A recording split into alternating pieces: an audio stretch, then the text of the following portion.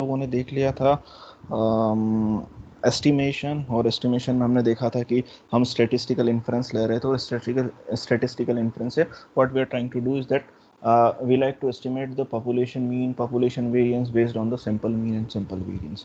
So now we are going for the sampling distribution, and then we'll go for center limit theorem, and this practical implementation of all those things. Fine. So again, considering the statistical inference, so when we are concerned about this particular statistical inference, so we are focusing on making decision about some population, like we are in samples, and then based on these samples we can find out the parameter of interest and so on. So what we are trying to do is that we'll go for random sampling. Fine. So we had covered different types of random sampling. Let's say we are going for simple random sampling. For instance, like we are interested in the mean field volume of the container. Again, this is like an example, like we are having some containers available for a soft drink company, and lots of containers are available, and what we are trying to do is that we are find out what is the mean field volume. So हर एक container के पास अपना अपना कुछ volume होगा, किसी के पास हल्का फुल्का थोड़ा ऊपर नीचे जाता है, तो हम ऑन एन एवरेज निकालना चाहते हैं कि एक कंटेनर में कितना मीन आ सकता है। अब हमारे पास, क्योंकि सॉफ्ट ड्रिंक कंपनी बहुत सारे कंटेनर्स हो सकते हैं, हर किसी का मीन तो नहीं निकाल सकते, तो what we are trying to do is that, like we suppose like the mean field volume of the population is required to be like 300 milliliters, ये हमने माना है। Fine. Then an engineer takes a random sample, क्योंकि हमारे पास बहुत सारे containers available हैं, तो हमने रैंडम सैंपल लिया of size small n equals to 25 containers, and then compute the sample average of 298.8 milliliters. Now again, this is a problem. हमने बोला था कि sample mean equals to the population mean, तो sample mean हमारा था 298.8 millilitres, हमारा जो population mean आ रहा है वो 300 मिलीलीटर्स आ रहा है। ऐसा क्यों? What is the difference, right?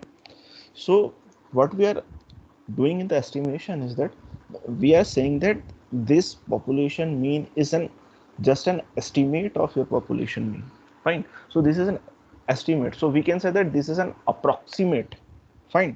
This is an approximation of your overall data. So जब हम approximation की बात करते हैं तो exact value तो नहीं आती, आगे पीछे कुछ values आती हैं. So if the true mean is 300 milliliters, then we are trying to take, like just taking 25 containers, and then we'll repeatedly take samples, and then count the sample mean of all the containers. तो पहली बार में मेरे पास 298 आया, हो सकता है दूसरी बार में 299 आ जाए, तीसरी बार में मेरे पास हो सकता है 301 आ जाए। सो बिकॉज हमारे पास अलग अलग कंटेनर्स हैं, ऑन एन एवरेज थोड़ा बहुत साइज का डिफरेंस होता है। So what we are saying that like when we are computing repeatedly this random samples, perhaps like eventually like in 5 minutes we'll get a sample mean uh, that may vary upon 300 milliliters, as we discussed, like in the sample means and sample variance are the random. So usually its values varies, right from like we can say that right from 296 to 304 milliliters. Fine. So this is a random. So we are having the variability, so our variability lies right from 296 to 304. So this variability of your sample statistics, again, this variability of your sample statistics is always present and must be accounted for your inferential procedures. Fine. So we have to cover this variability, and we'll use this particular variability for our inferential process. Fine. So like in this particular sampling variation that is readily recognized, and it is accounted for identifying your probability distribution that describes the variability of your statistics. Again, fine, चीजें समझ में आ रही हैं कि if you are having the random variables, this sample means are the randoms. So ये mean हमारे random है, तो कई बार लाइक हमारा जो पॉपुलेशन मीन था वो 300 आ रहा था। फाइन। कभी हमने रैंडम मीन निकाला 299, ठीक है, कभी हमने रैंडम मीन निकाला लेट से 301, अगेन हमने निकाला लेट 304, कभी हमने निकाला 296। तो कई बार चांसेस होते हैं कि 296 जो है वो कम आएगा, 304 भी कम आएगा, 300 अच्छा आ सकता है, 300 काउंटिंग कर रहे हैं ना, जैसे एक बार लिया, एक बार सैंपल लिया तो 296 आया, दूसरी बार फिर ऑन एन एवरेज लिया तो 296 आया। ऐसे ही 2 बार हमारा सैंपल मीन जो है वो 304 आया, 7-8 बार हमारा 301 आया, like 6-7 times we are getting 298 or 290, yeah, 298.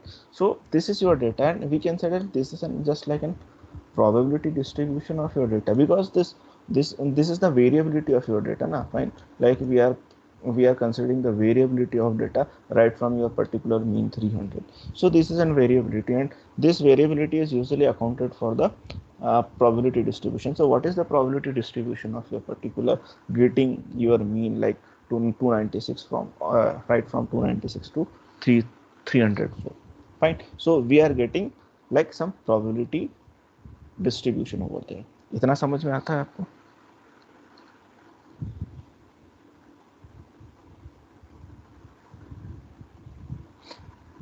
नहीं आता, हाँ या ना? यस। Okay fine. नाउ एक टर्म इसमें बीच में आ रही थी स्टैटिस्टिक्स। ये स्टैटिस्टिक्स हमारा सब्जेक्ट नहीं है। Statistics, this statistics is any function of the observation on your random sample. So जैसे हमारे पास रैंडम वेरिएबल थे, रैंडम वेरिएबल भी क्या था, एक फंक्शन था on your observe value. So this statistics, वो स्टैटिस्टिक्स कुछ भी हो सकता है, लाइक मेरा मीन था, मेरा मीन भी एक स्टैटिस्टिक था, क्योंकि हमारे पास जो रैंडम वैल्यूज थी, रैंडम वैल्यू पर एक फंक्शन लगा रहे हैं जिससे हमको सैंपल मिल रहा है।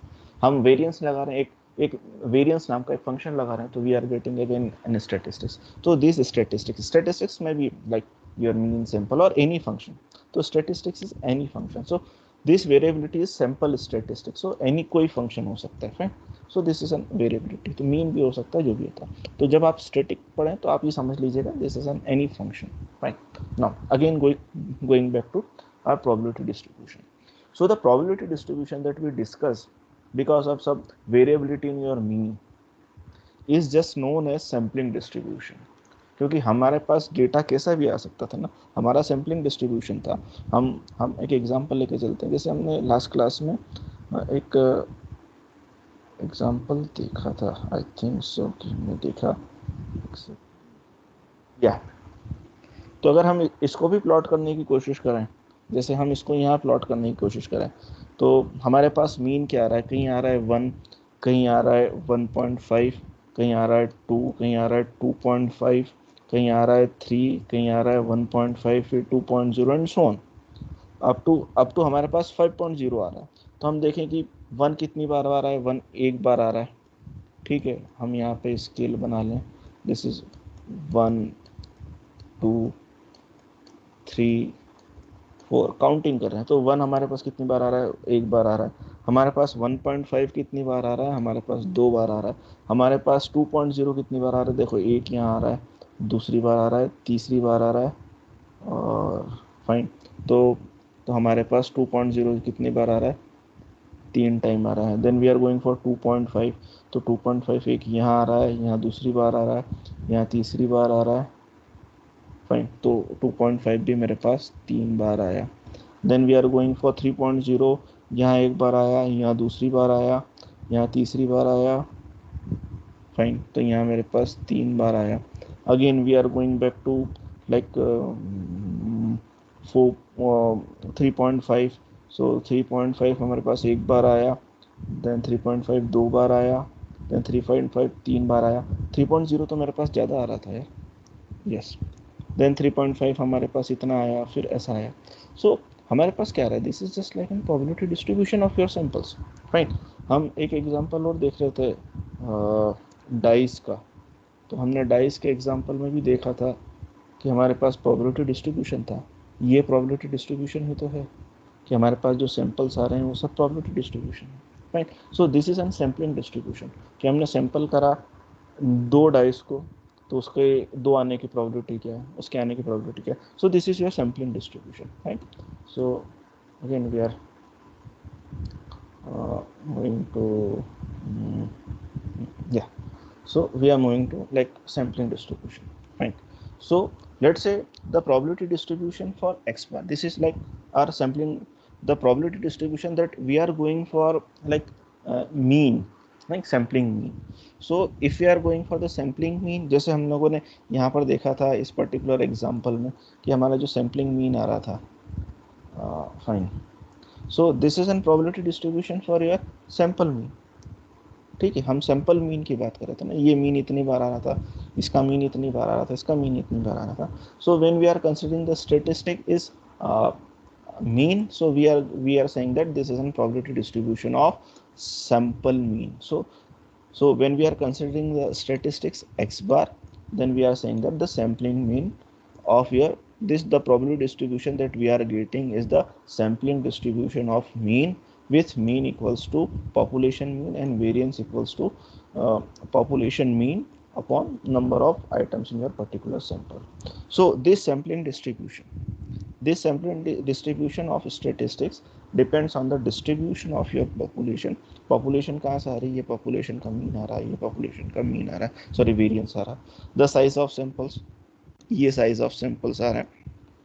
And third one is the method of your sample selection, आपकी मेथड कौन सी यूज़ कर रहे हो सैंपल सिलेक्शन की. तो ये तीनों प्रोसेस जब हम यूज़ करते हैं तो यह sampling distribution, your sampling distribution of any statistics, fine. The sampling distribution of mean or sampling distribution of your variance, fine.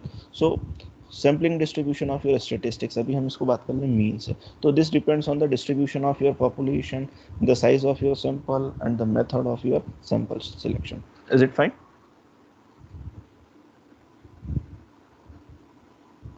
Yes, sir. Okay, then Yes, sir. then fine. So again, now we are introducing new term. This is central limit theorem, and we'll consider lots of example for this particular central limit theorem.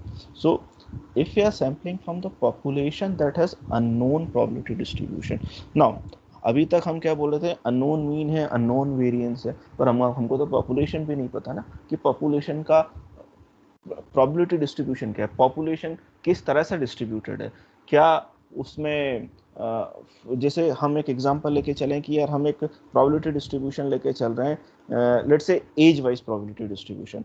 तो as हम मान के चलें कि 10 साल, ठीक है, फिर 20 साल के लोग, फिर हम मान लें कि 30 साल के लोग, मैं एक इंटरवल लेके चल रहा हूँ, है ना, एक 40 साल के, एक 50 साल के लोग, ऐसे 60 साल के लोग एंड सो ऑन. सो मेरे पास 10 साल या उससे कम के इतने लोग हैं, 20 साल या उससे कम के इतने लोग हैं, 30 साल या उससे कम, 30 साल 20 से 30 साल के इतने हैं, 40 साल के मेरे पास इतने हैं, 50 साल के मेरे पास इतने हैं, 60 साल के पास मेरे इतने, 70 साल के इसमें.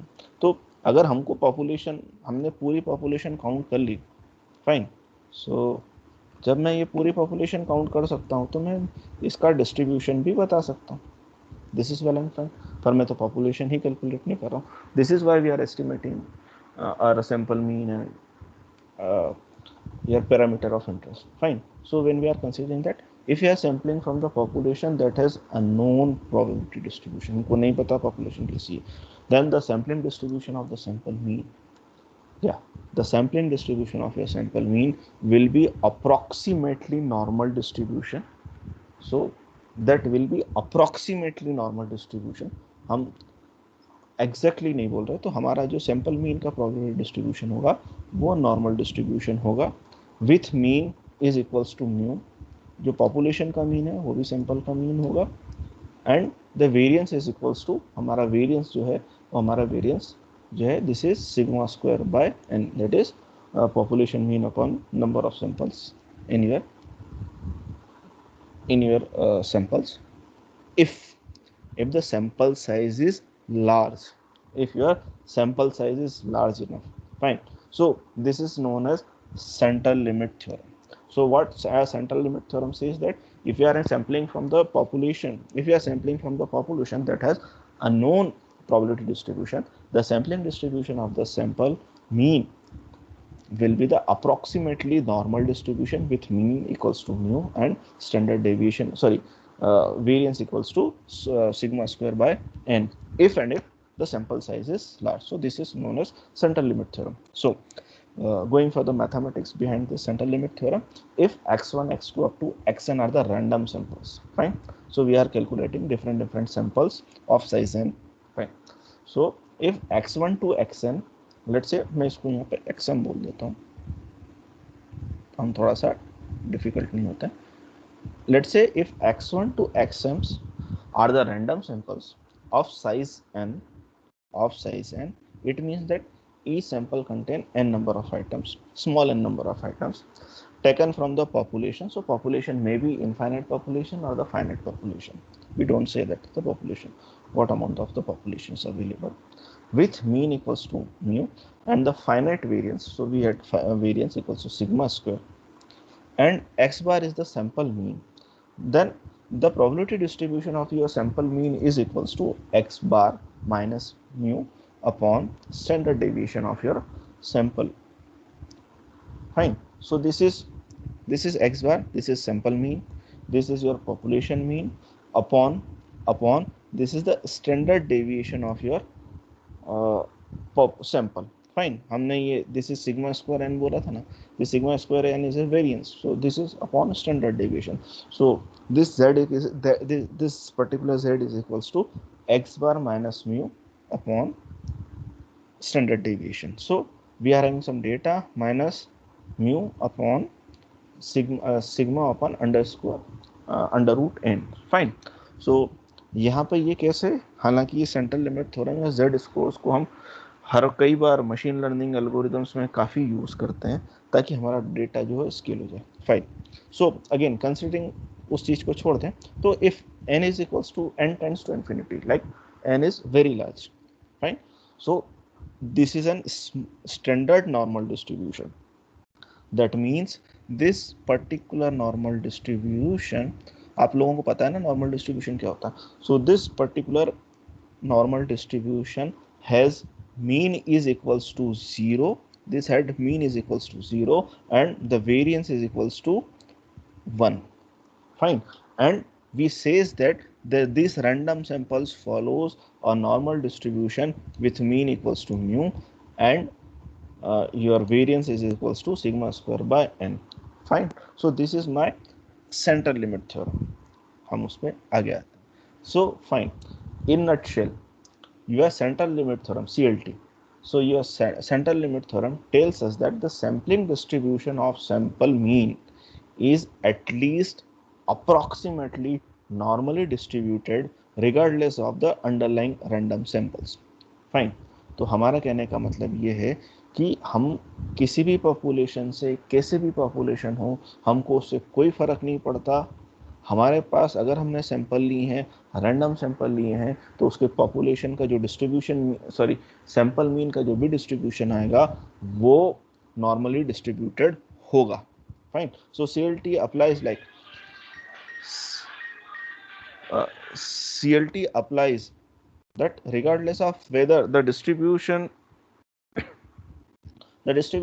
is either discrete, like we are going for the Poisson distribution or the binomial distribution, or we can go for continuous distribution like exponential distribution or chi-square distribution, we are getting only the normal distribution, fine. So when we are saying that n is sufficiently large, or we are saying that n tends to infinity, it means that if the distribution of xi's is symmetric, unimodal और continuous, ये चीजें समझ में आ रही हैं. मैं अब यहाँ में स्क्यूनेस की और कर्टोसिस की बात करता हूँ, तो मैं आप लोगों को वापस हम चलते हैं जरा इस डिस्ट्रीब्यूशन पर, और इस डिस्ट्रीब्यूशन पे हम बात कर लेते हैं स्क्यूनेस. सो हम ये स्क्यूनेस की बात करते हैं, इमेजेस की बात करते हैं, लाइक ये हमारे पास 3 डिस्ट्रीब्यूशन है. मैं इसको, आपको दिख रहा है, मैं इसको बड़ा करूं, या विकिपीडिया पे स्क्यूनेस दिख रहा है. ओके, मेरे पास एग्जांपल था, ये हमारा एग्जांपल, फाइन. इमेज दिख रही है आपको, fine. So this is suppose to be normal distribution, है ना. This is an bell shaped curve, कि हमारे मीन के पास जो है वैल्यू, जो मेरा यहाँ इस पर्टिकुलर जगह पर मीन आता है, तो इस पर्टिकुलर मीन पर हमारे पास जो है वो फ्रिक्वेंसी ज़्यादा होती है, हमारा डेटा के होने की फ्रिक्वेंसी या प्रोबेबिलिटी इस जगह पे ज़्यादा होती है, इस जगह पे डेटा के होने की प्रोबेबिलिटी कम होती है। लेट्स से हम जैसे आपकी क्लास का एज का मीन निकालें या डिस्ट्रीब्यूशन निकालें, तो ऑन एन एवरेज आपकी क्लास में 19 ईयर्स के स्टूडेंट होंगे, तो हम जब फ्रिक्वेंसी निकालेंगे मीन भी हमारा 19 आएगा, तो 19 ईयर्स की प्रोबेबिलिटी हमारी यहाँ इस पर्टिकुलर मैक्सिमम होगी। हो सकता है कोई 16-17 साल का बच्चा भी यहाँ बैठा हो सकता है 20-22 साल का बंदा भी यहाँ बैठा हो। तो this is where distribution. Now when we are saying that probability distribution is skewed, तो हमने दो मोमेंट्स देखे थे हमने डिस्ट्रीब्यूशन के। पहला देखा था हमने एक्सपेक्टेशन या मीन, दूसरा हम लोगों ने देखा था दिस इज वेरिएंस। राइट, तो पहली चीज हमने यहाँ निकाली थी मीन, दूसरा हम लोगों ने देख लिया था वेरिएंस। तीसरा डिस्ट्रीब्यूशन का पैरामीटर होता है स्क्यूनेस। स्क्यूनेस यहाँ पे ये स्क्यूड नहीं है, not skewed data. Skewed data है मतलब ये थोड़ा सा या तो इस तरफ झुका हुआ है, मीन से थोड़ा सा इस तरफ झुका हुआ है, या मीन से उस तरफ झुका हुआ है। फाइन, सो अगर मीन से ये लेफ्ट हैंड साइड में झुका हुआ है तो this is like your positive skewed, और राइट साइड में झुका हुआ है so this is your negative skewed data. Fine, मतलब हम क्या बोलेंगे कि हमारा जो डेटा है यहाँ पर इसकी प्रोबेबिलिटी मीन से थोड़ा सा, जहाँ हमारा मोड है उस सॉरी हमारे जो पर्टिकुलर मीन है, ये पर्टिकुलर मीन जो है, इस पर्टिकुलर मीन से हमारा बहुत सारा जो डेटा है वो इस तरफ ज़्यादा आ रहा है, या इस तरफ हम बात करें तो इस तरफ वेरिएंस कम है, इस तरफ वेरिएंस ज़्यादा है, या इस जगह बात करें तो वेरिएंस कम है। ठीक है, सो हम यहाँ बात कर रहे हैं कि डेटा के होने की फ्रिक्वेंसी इस जगह पे ज़्यादा आ रही है और डेटा की होने की फ्रिक्वेंसी इस तरफ कम आ रही है। Again we are going back to our slide. Fine, so if our distribution of xi is symmetric, so my distribution is symmetric, then the unimodal का मतलब ये है कि ये जो पीक आ रहा है ना, ये मोड आता है। तो अभी यूनिमॉडल पे मैं बोल रहा हूँ तो हमारे पास सिर्फ एक मोड आएगा। मल्टी मॉडल मैंने आपको बताया था जिसमें मेरे पास हो सकता था एक मोड यहाँ पे भी आ जाए और ज्यादा मोड्स भी। फाइन, भाई आवाज बंद कर दो। Fine, so this is symmetric and unimodal and or it is continuous, then the sample size of 4 or 5 yields, हमारे पास जो सैंपल की साइज है वो 4 या 5 भी होगी तो दिस इज गुड, और हमको एग्जैक्टली अप्रोक्सीमेशन देगा। फाइन, एक मिनट, कौन है भाई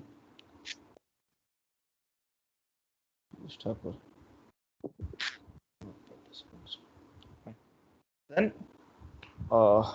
if the distribution of xi is skewed, if your distribution of excise is skewed, तो हम देखें कि हमारा स्क्यूड है, या तो इस तरफ का स्क्यूड है या इस तरफ का स्क्यूड है, तो हम क्या बोल रहे हैं कि the sample size of at least 25 और 30 यील्ड्स द एडिक्वेट अप्रोक्सीमेशन, मतलब हम कैसा भी डेटा हो वो हमारे पास नियर अबाउट सही सही डेटा 25 या 30 पर दे देगा, सैंपल साइज अगर 25-30 है।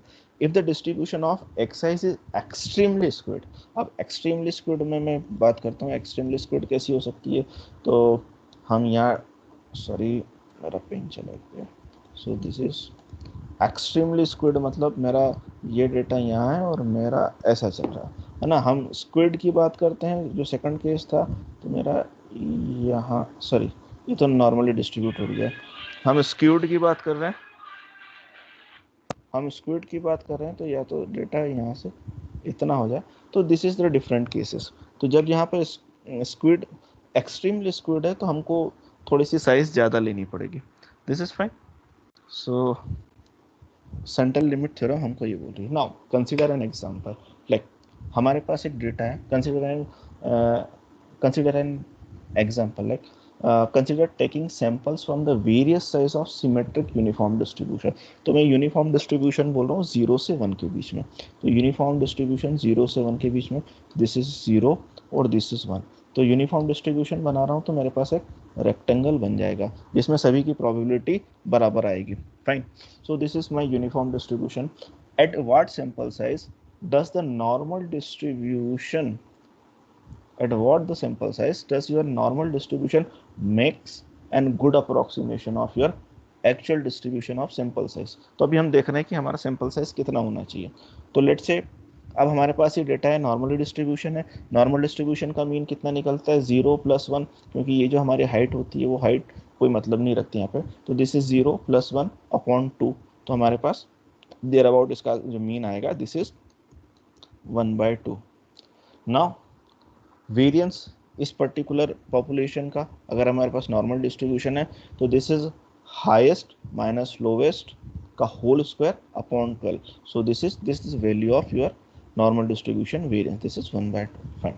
Now sample mean is equals to your population mean, so this is equals to 0.5. Now sample variance is equals to your population variance upon n. So this is 1 upon 12 upon n. So this is 1 upon, so हमारे पास value कितनी आ गई 1 upon 12 into n. अब question ये है कि हमारा n कितना होना चाहिए. तो चले हमने सैंपल साइज ले ली 1, हमने सैंपल साइज 1 ले ली और हमने उसमें से 1000 रैंडम सैंपल्स निकाले. तो हमने 1000 रैंडम सैंपल निकाले, उनका सैंपल मीन हम यहाँ से निकालते हैं. तो देखो हमारे पास डेटा कितना आया. तो नियर अबाउट ये हमारे पास यूनिफॉर्म डिस्ट्रीब्यूशन आ रहा है. This is good. फाइन. जैसे ही हम सैंपल साइज 2 कर देते हैं, अब देखो अब मेरा डेटा का डिस्ट्रीब्यूशन कैसा आ रहा है. This is exactly near about आपके पास डेटा कितना आ रहा है. अब आपके पास डेटा जो आ रहा है वो आ रहा है नियरली नॉर्मली डिस्ट्रीब्यूटेड. अगला एग्जांपल ले ले. Let's say n equals to 16, sorry n equals to 9. तो n इक्वल्स टू 9 का डिस्ट्रीब्यूशन हमारे पास कैसा आ रहा है. देन हम बात करें n इक्वल्स टू 16. तो आप देखो कि एग्जैक्टली नियर अबाउट एग्जैक्टली मैं यहाँ नॉर्मली डिस्ट्रीब्यूटेड डेटा पर आ गया. ये इतना सा अगर इसको छोड़ दें तो मेरे पास एग्जैक्टली नॉर्मली डिस्ट्रीब्यूटेड डेटा आ गया. तो this is how we can find out the size of sample. मैं आपको ये भी बताऊंगा कि उसका फॉर्मूला क्या होता है, पर हम अभी एग्जांपल से देख के चलें. So this is our example. ये एग्जांपल समझ में आया. दूसरा सेंट्रल लिमिट थ्योरम में हमने बोला था कि हमने डेटा देखो यहाँ से हमने क्या बोला था कि हमने normally distributed uniformly distributed data लिया था. फिर उसके सैंपल मीन्स पे हमने वैल्यू कैलकुलेट करने की कोशिश करी. तो आप देखो कि मेरा 0.5 पर 1 पर हमारा जो डेटा था वो अभी यूनिफॉर्म आ रहा था. पर जैसे जैसे हम आगे बढ़ते गए तो आप ये देखो कि मेरा जो डेटा है वो पूरा जो है वो एग्जैक्टली नॉर्मली डिस्ट्रीब्यूशन पे आ रहा है. तो रिगार्डलेस आपके पास कैसा भी डिस्ट्रीब्यूशन हो, आपका सैंपल मीन जो होता है वो नॉर्मली डिस्ट्रीब्यूशन पर आता है. अगेन एक एग्जांपल और ले लेते हैं. तो considering the random samples of various size from let's say we are having skewed data distributed from chi-square distribution. तो this is my chi-square distribution. आपने देखा होगा इसको chi-square distribution हम ऐसा लिखते थे. So this is chi-square distribution with degree of freedom equals to 3. Fine. So at what sample size does the normal distribution makes the good approximation of your actual distribution of sample means. So let's say the mean of your chi-square distribution is always is equals to the degree of freedom. So degree of freedom is 3, so your mean is equals to 3. Fine. The variance of your chi-square distribution is 2 into the degree of freedom. So this is 2 into r, so we'll get r equals to variance equals to 6. This is for the population. Then when we are going for the sample mean, so sample mean is equals to population mean, so we'll get 3. Then the sample variance is equals to the population variance upon n. No, fine. Now we'll vary again and again n by n. So this is my skewed chi-square distribution. Fine. So when we consider n equals to 1 or n equals to 2, so this is for n equals to 1, this is for n equals to 2. We take some samples, fine, of some particular sample size. So sample size equals to 1. This is sample size equals to 1. So my sample mean is equals to 6. My sample variance equals to 6 by n. So this is 6. So this is my particular distribution. हम उसको squid distribution था, chi-square distribution. हम उसको number of samples बढ़ाते चलते हैं. Let's say n equals to 2. यहाँ देखें हमारे पास सैंपल मीन 3 आ रहा है, वेरिएंस 3 आ रहा है. हम थोड़ा सा सिर्फ 1 से 2 सैंपल साइज पे गए, हम कहाँ आ गए, हम नॉर्मल डिस्ट्रीब्यूशन पे आ गए. और देखो n इक्वल्स टू 4 हम नॉर्मल पे आ ही गए और n इक्वल्स टू 9 पर हम एग्जैक्टली 9 पर आ गए. So this is how we can say that we can approximate good distribution using sample mean distribution. So हमने यहाँ पे बोला भी था, correct, if your distribution is symmetric, unimodal or continuous, then the sample size is 4 or 5, use adequate approximation. तो देखो यहाँ पर हमने सैंपल साइज इस पर्टिकुलर पर 4 पर n इक्वल्स टू 2 पर भी हम यूनिफॉर्म डिस्ट्रीब्यूशन ले आए थे क्योंकि यूनी मॉडल डिस्ट्रीब्यूशन था. फाइन. हमने जब स्क्विड डेटा लिया था तो नियर अबाउट हम n इक्वल्स टू 6 या n इक्वल्स टू 25 पर तो हम एग्जैक्टली वो डिस्ट्रीब्यूशन ले आए. हमने यहाँ लिखा ही है ना, दिस इज. अगर आपका डेटा स्क्विड है देन सैंपल साइज ऑफ 25 और 30 यील्ड्स एन एडिक्वेट अप्रोक्सीमेशन. तो देखो आपका एडिक्वेट अप्रोक्सीमेशन हमारे पास यहाँ आ गया. This is n equals to 25. Is it fine? इतना समझ में आता है?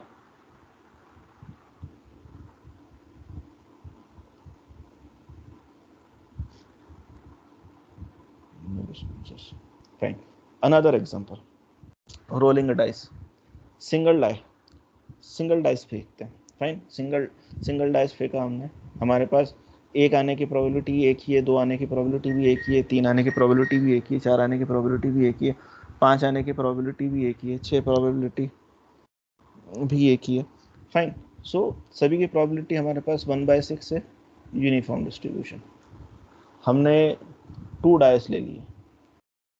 एग्जैक्टली हमने 2 डाइस ले लिए. तो अब सबकी प्रोबेबिलिटी थोड़ी थोड़ी चेंज होती गई. तो सभी की प्रोबेबिलिटी हमारे पास नियर अबाउट चेंज हो गई. तो 1 आने की प्रोबेबिलिटी हमारे पास कितनी थी? 1 आने की तो कोई प्रोबेबिलिटी नहीं होती. 2 आने की प्रोबेबिलिटी हमारे पास 1/36 होती है एंड सो ऑन. तो हमारे पास प्रोबेबिलिटी बढ़ती गई. और जैसे जैसे हम सैंपल साइज बढ़ाते जाते हैं, देखो हमारा डेटा जो है वो नॉर्मली डिस्ट्रीब्यूटेड होता गया. ये देखो, ये हमारा डेटा एग्जैक्टली नॉर्मली डिस्ट्रीब्यूशन पर आ गया. नो, अब हम बात कर लें कि इसके प्रैक्टिकल यूज़ की. तो इसके प्रैक्टिकल यूज़ पे आ जाते हैं. एन इलेक्ट्रॉनिक्स कंपनी, क्वेश्चन अच्छे से सुनना. An electronic companies manufacture resistors that have mean resistance of 100 ohms. So mean resistance is equals to 100 ohms and standard deviation of 10 ohms. तो मेरा पॉपुलेशन म्यू कितना हो गया मेरा? म्यू हो गया मेरा 100. ठीक. स्टैंडर्ड डेविएशन मेरा मतलब सिर्फ सिग्मा स्क्वायर नहीं, सिग्मा मेरा कितना हो गया? 10. सिग्मा स्क्वायर कितना हो गया? सिग्मा स्क्वायर हो गया मेरा 100. Fine. Now the distribution of resistance is normal. हम मान के चल रहे हैं कि डिस्ट्रीब्यूशन इज नॉर्मल डिस्ट्रीब्यूटेड है. Find the probability, we have to find the probability that a random sample of 25. तो मेरा n स्मॉल n कितना हो गया? 25 resistor will have average resistance of fewer than 95 ohms, है ना. अब हमको क्या पता करना है? हमको ये पता करना है कि हमारे पास पूरी पॉपुलेशन है. हम एक मैन्युफैक्चरिंग कंपनी है जिसमें वो कुछ रजिस्टर्स बनाते हैं. उनका ऑन एन एवरेज जो रेजिस्टेंस है वो 100 ohms है. वो स्टैंडर्ड डेविएशन जो है इसका वो 10 है. नाउ और हमको अब ये पता करना है कि मान लो कि मैं एक रैंडम सैंपल निकालता हूँ 25 का, तो क्या प्रोबेबिलिटी होगी कि उनका जो एवरेज रेजिस्टेंस है वो 95 या 95 से कम हो. तो हमने Z डिस्ट्रीब्यूशन देखा था.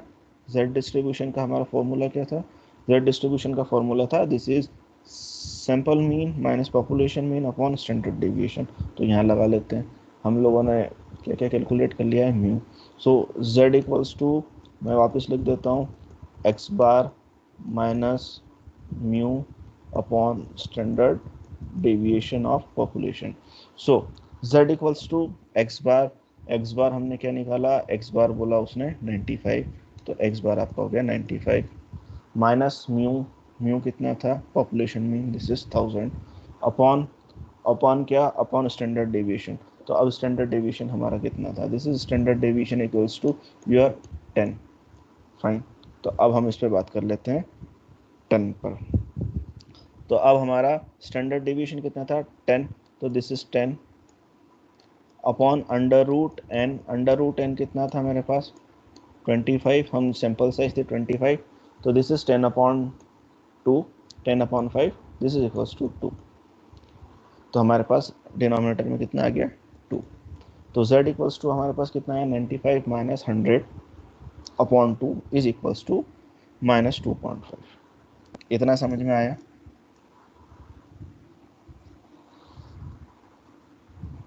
Yes sir. Okay, Yes, sir. चीजें अब कॉम्प्लिकेट होना चालू करती है। तो हमने पूछा था what is the probability that random sample of n equals to 25 resistor will have average resistance of fewer than 95 ohms.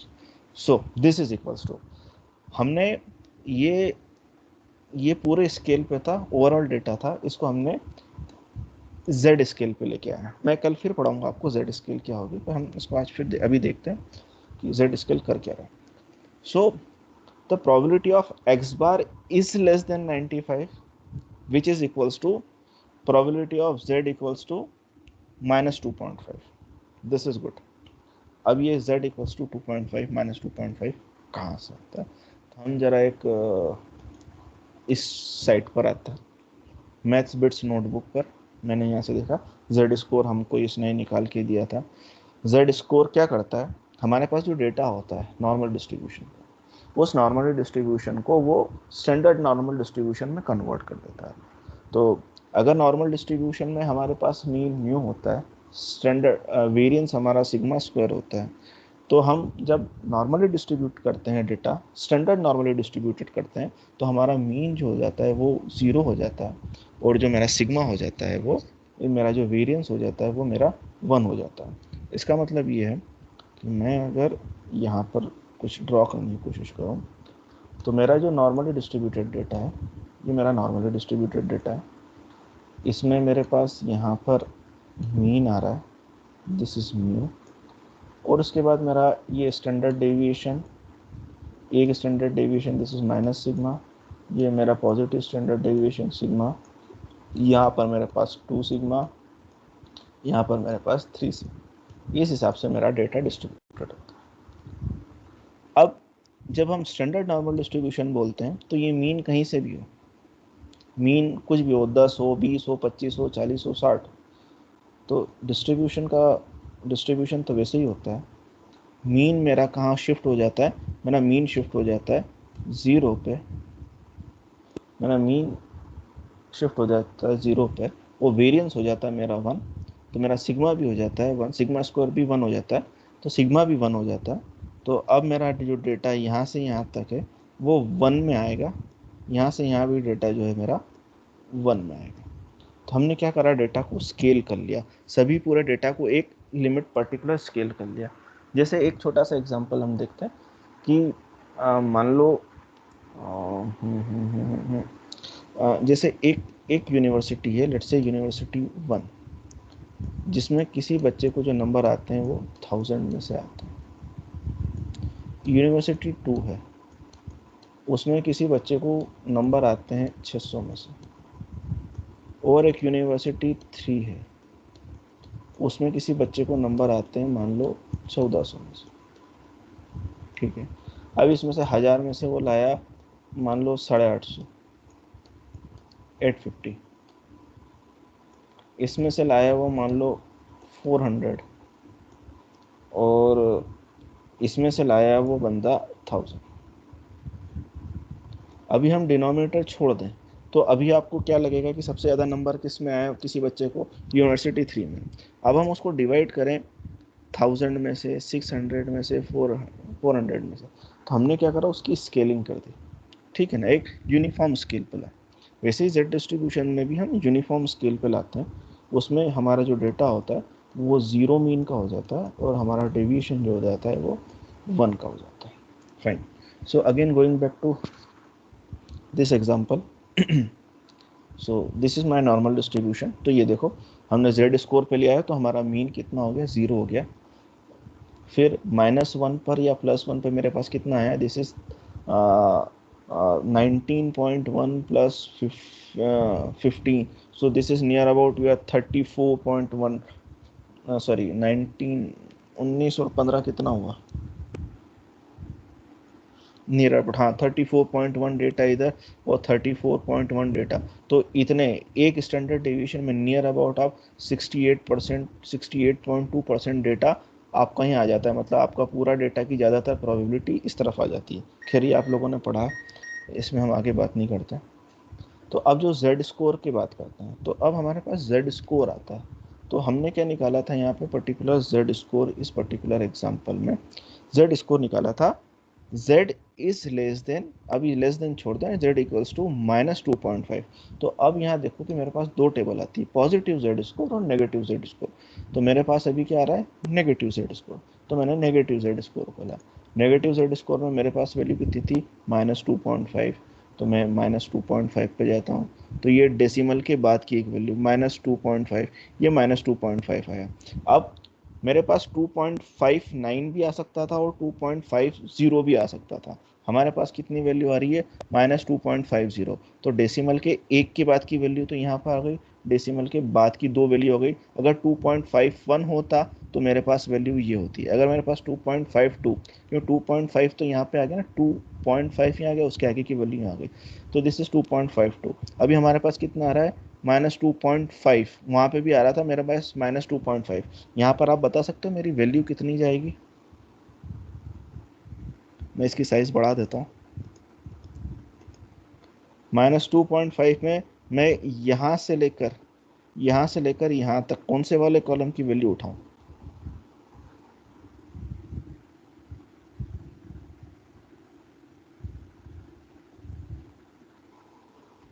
So this last is वाले, लास्ट वाला 2.50। So this is 2.50। अगर मेरे पास होता -2.51, तो this is -2.5 and this is 1, उसके आगे की स्केल हो जाती 0.60।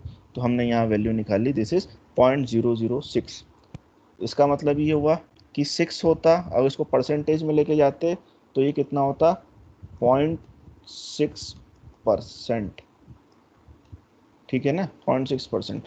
सो हम क्या बोल रहे हैं, the finding the random sample of the resistors. अब हम वापस इस स्केल पर आ जाते हैं।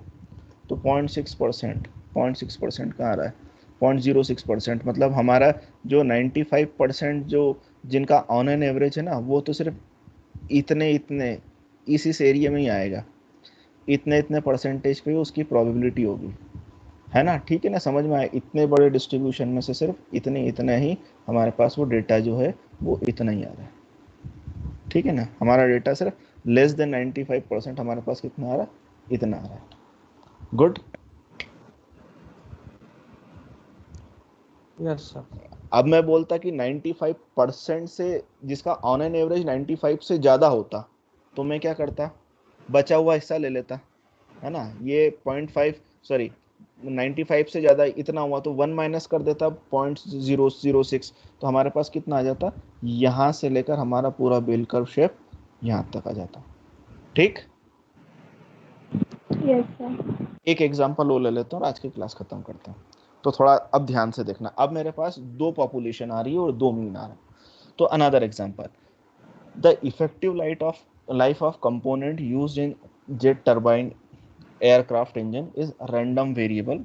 ठीक है, with mean equals to 5000 hours and standard deviation is equals to 40 years. तो हमारे पास म्यू कितना हो गया, 5000, स्टैंडर्ड डेविएशन कितना हो गया, 40 years. The distribution of effective life is fairly close to the normal distribution. Fine, this is good.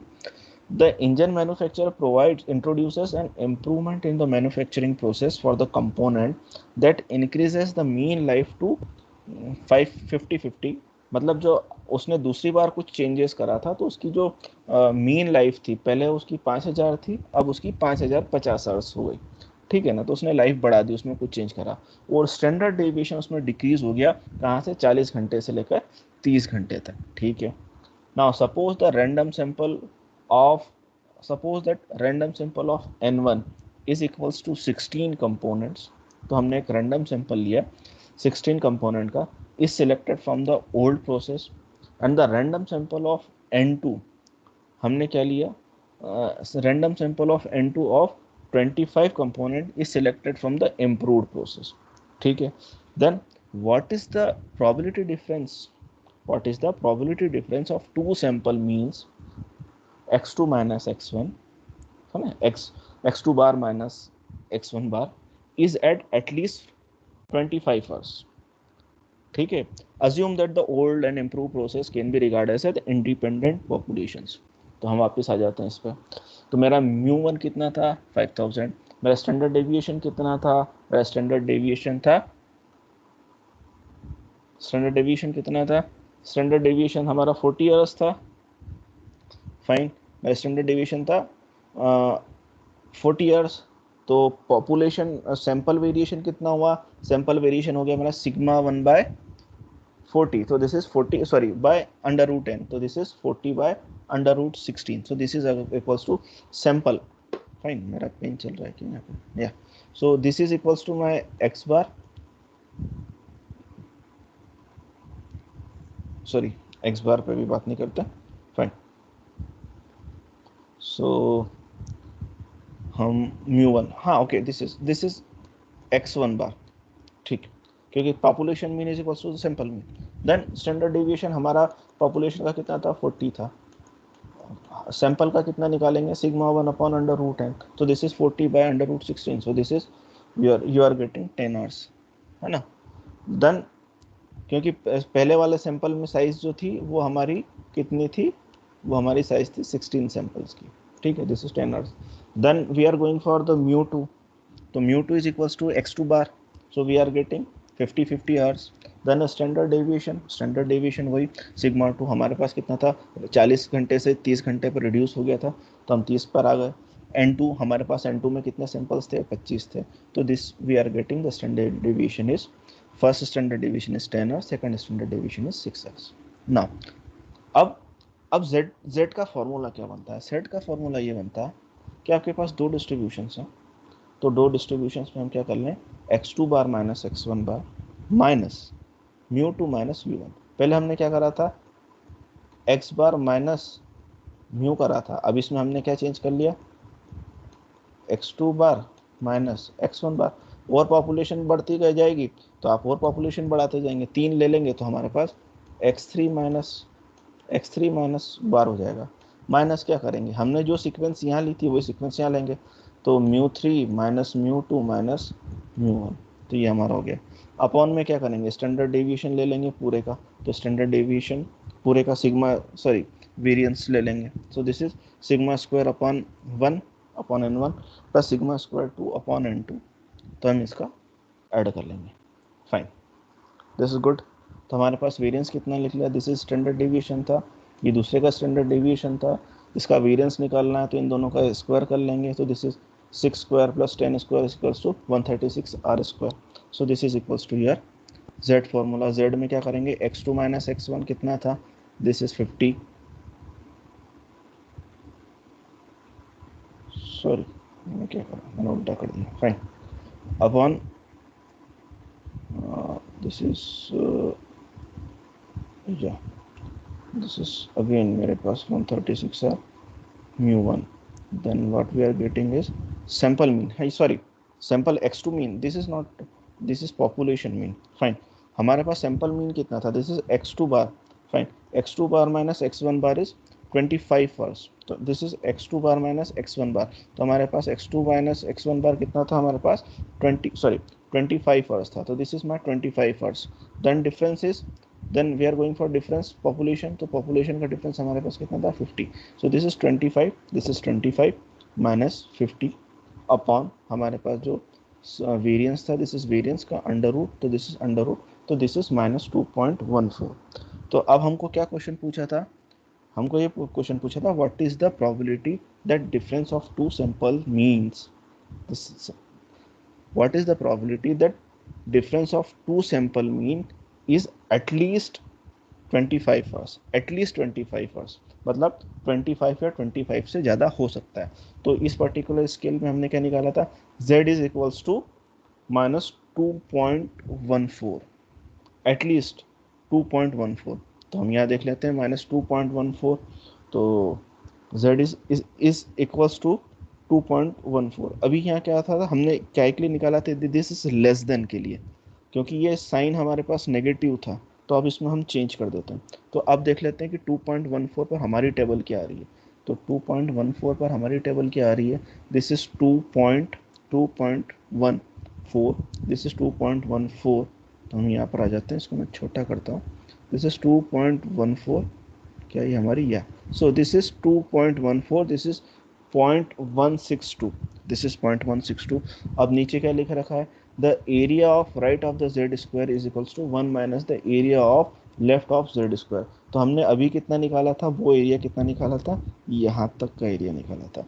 अब हमको देखना है कि उससे ज़्यादा हमारे पास अभी जो एरिया आ रहा था, अभी हमने क्या बोला था कि ये जो एरिया निकल रहा है this is less then sorry मैं यहाँ पर पेन था, दिस इज लेस देन जो था, लेस देन कितना आ रहा था हमारे पास, लेस देन हमारे पास आ रहा था, sorry this is less than equals to minus 2.14, तो हमारे पास कितना आ रहा था 0.0162। तो ग्रेटर देन 25 कितना आएगा, तो 1 माइनस 0.0162। तो हमारे पास ये कितना एरिया आ गया, हमारे पास एरिया आ गया दिस इज 98.38। तो हमारे पास प्रोबेबिलिटी कितनी आ गई, जिसका मीन ज़्यादा था तो उसकी प्रोबेबिलिटी आ गई नियर अबाउट 98%। इतना समझ में आया? Yes, sir. Any questions?